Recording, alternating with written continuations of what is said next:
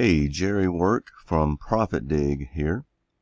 In this video, I want to demonstrate recording costs directly against bid items in a job bid. Now, before you can begin recording costs, you have to have a bid that is set as awarded.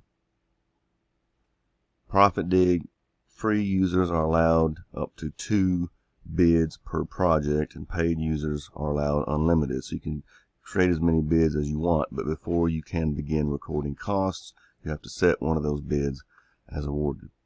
So I'm looking at the projects screen. I'm going to click into this project, City Underground project, and I see I have already set up 4 bids. One of them has been submitted. So since it has been submitted, if I win this bid, I can set it to award. And once a bid is awarded, it cannot be unawarded without some technical stuff on our part. Okay, so that bid has been awarded. Now let's take a look at it. So this is a very simple bid, just a handful of bid items. Okay, so now I have an awarded bid for this job, for this project. How do we record costs for this job? You see on this side menu here, we have a costs option. So if I click that, that gives me options to view costs by type or by line item, or to add costs. We haven't added any costs yet, so there's nothing to see here. So I'm going to add labor and equipment cost. So the first thing I do is select the particular bid, and then I select the line item on the bid for which I want to add time. Let's say we're adding time for strip topsoil. The next thing I do is select the crew that is going to be performing this work. We've already set all this stuff up when we configured the ProfitDig system. So I'm going to select grade crew 1. And the system creates this table that shows all of the employees and equipment that are on this crew. Now, if this crew has changed since I set this up or since I bid the job, I can remove employees or equipment and add employees or equipment. For this example, let's just say that this crew is the crew that is going to be performing this job. By default, it adds 8 hours for everything in this crew.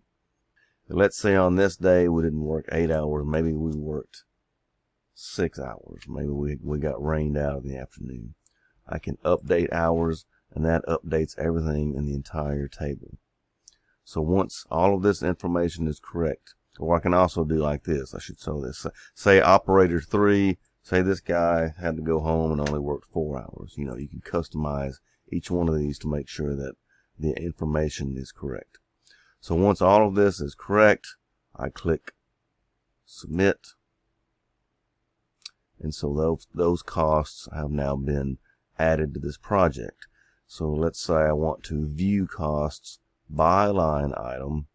As you see, strip topsoil already shows all of the costs for the employees and equipment for this bid item.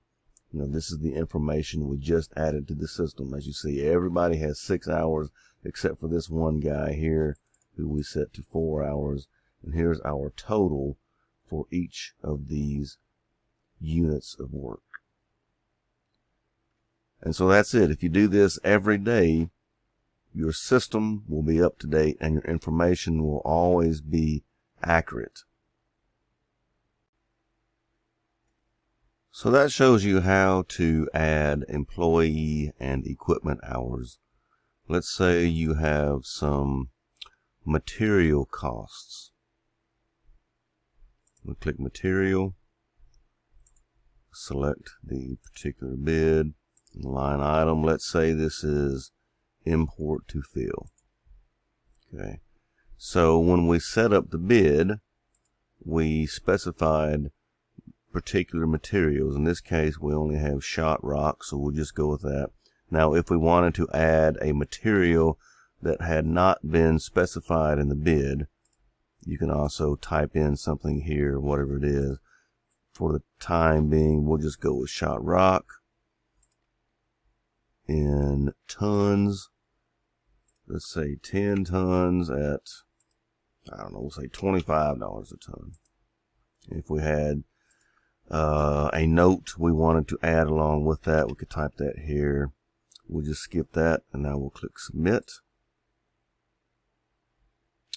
So that has been added. If we go to the our detail screen, we see in the strip topsoil section, here is the cost that we just added. Of course, here is the equipment and employees that we added earlier. So that is how you go about adding costs along with your employees and equipment. I'll show you one more thing real quick here. Back on our cost screen, earlier when we added labor and equipment, let's say I meant to add labor and equipment for yesterday. Well, all I have to do is change the date here, and you can specify that these costs apply to whatever the particular day is. And so, as you can see, it's a pretty easy process. If you have sub-company expense or just miscellaneous expenses, you can add those. The key is to do this very regularly. Don't get behind. Make sure that all of your costs are added, preferably in real time. We designed ProfitDig to be a mobile-friendly system so that you can actually log on to your phone when you're out in the field and add costs in real time. And if you do that, you will know exactly where you stand. If you run over on a particular bid item or whatever, if you add your cost data in real time, you will always know that information.